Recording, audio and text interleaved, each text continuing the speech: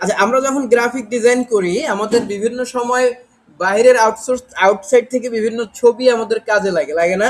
যেমন ধরেন আপনি একটা মেনু কার্ড ডিজাইন করবেন, সাপোজ একটা রেস্টুরেন্টের মেনু কার্ড ডিজাইন করবেন, আপনার খাবারের ছবি একটা শেপের মধ্যে দিয়া ওখানে সুন্দর করে লিখে দেওয়া লাগে, তাই না?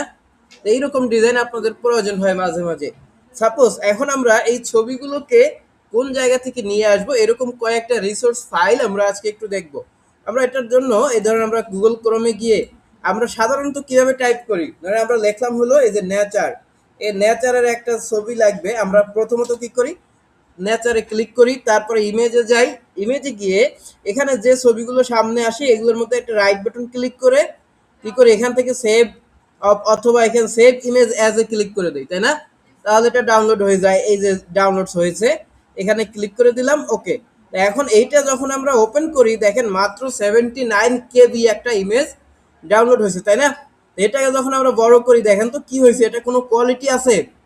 কিছু নাই, এরকম আসে, তাই না?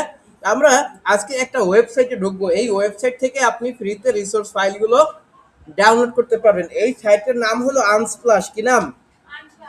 unsplash.com। ঠিক আছে, UNSPLASH, আনস্প্লাশ।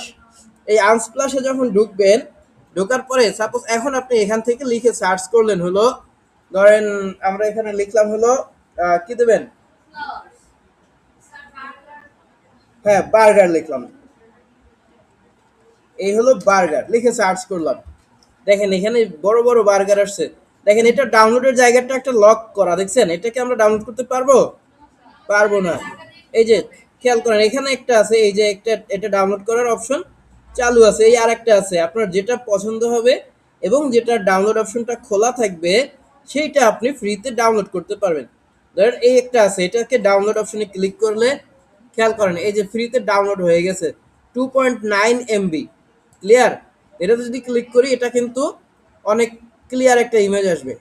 ঠিক আছে, এই দেখছেন আমাদের কি ব্লার হচ্ছে? ব্লার হচ্ছে না। এই যে ছবিটা আমরা এখানে নিয়ে আসলাম। আরো যদি লাগে আমাদের, ধরেন এটা এখানে এইটা আছে, নিতে পারলে ভালো লাগতো কিন্তু ডাউনলোড হবে না, তাই না? ওকে ফাইন, এগুলো আর দরকার নেই। ধরেন একটা একটা বার্গারের ছবি নিলাম। ক্লিয়ার? আমরা এবার চলে যাই ইলাস্ট্রেটরে। মোস্ট ইম্পর্ট্যান্ট ক্লাস, একটু খেয়াল রাখবেন, মাস্ট নো। এটা যদি আপনি না জানেন আপনি কিন্তু চলবে না, হ্যাঁ? ক্লাসে কিন্তু এটা জানা জরুরি। তো সবাই কিপ সাইলেন্ট। সাপোজ আমরা একটা টুলের মধ্যে, ধরেন একটা শেপের মধ্যে আমরা ওই যে ইয়েটা আছে, যে ছবিটা আছে এটা নিয়ে আসব।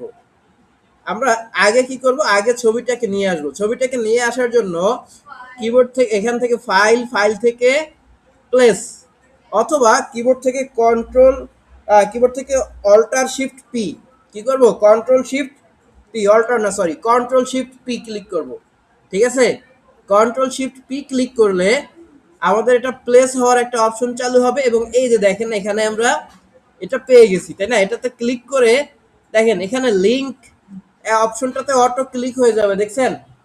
ক্লিক করার পরে দেখেন লিংক আসছে, যে যেভাবেই আসুক আমরা এখানে প্লেস অপশনে ক্লিক করে দিলাম। দেখেন আমাদের মাউসের কার্সরের সাথে বার্গারটাও চলে আসছে, আসছে না?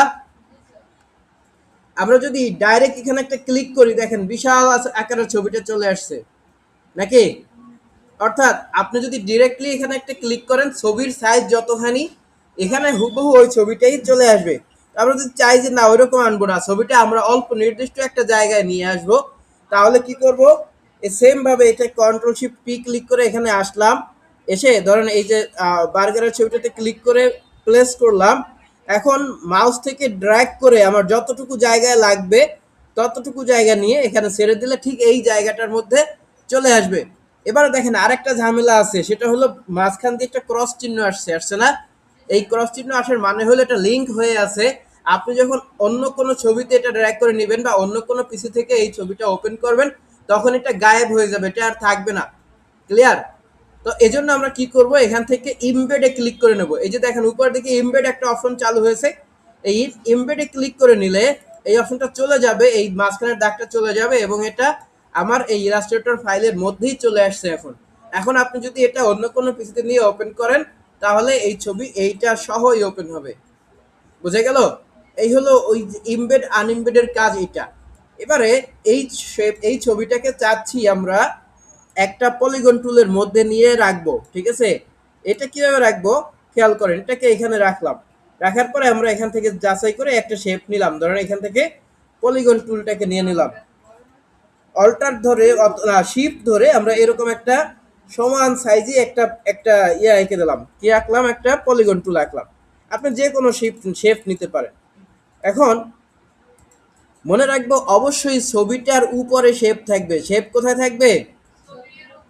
ছবির উপরই সাইডে, এই যে ছবির উপরে আছে না, আমরা আমার যতটুকু জায়গা লাগবে ততটুকু জায়গা আমি এখান থেকে নিয়ে নিলাম। ধরেন আমার এই জায়গাটুকু, এই যে এই জায়গাটুকু মেইন বার্গারটা তো এই জায়গাটুকুতে নাকি, এই জায়গায় না।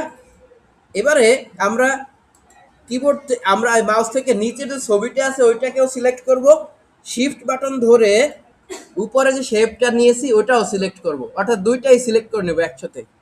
দেখেন তো এখন একসাথে সিলেক্ট আছে না দুইটাই।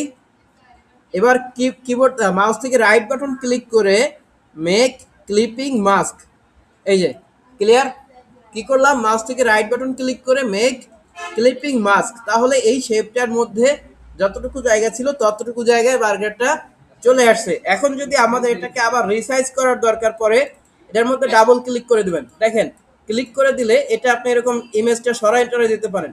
এটা ধরো নাড়াচাড়া করে সরাই দিলেন, তারপর বাইরে ডাবল ক্লিক করে দিলে দেখেন আমি এটা নাড়াচাড়া করে যেখানে আনছিলাম ওইখানে চলে আসছে। ক্লিয়ার? তাহলে আমরা এই ক্লিপিং মাস্কটা সবাই একটু প্র্যাকটিস করেন। ধরেন আমাদের এটা আর একটু নিচে নিতে চাই, দেখেন নিচে একটু জায়গা ফাঁকা আছে না, এই জায়গাটা আমরা চাচ্ছি না, তাহলে কি করবো, এখানে ডাবল ক্লিক করে এই বার্গারটার সাইজ ধরেন একটু উপরের দিকে এরকম টানে দিলাম, বড় করে দিলাম। ক্লিয়ার? এই যে আরো বড় করে দিলাম। এখন দেখেন যদি বাইরে ক্লিক করি, এই যে এভাবে করে আমরা ফাইলগুলোকে রিসাইজ করে বার্গার হোক বা আরো যে কোনো কিছু হোক না কেন এভাবে ক্লিপিং মাস্ক করতে পারি। তো ক্লিপিং মাস্কের এই কাজটা সবাই একটু প্র্যাকটিস করেন।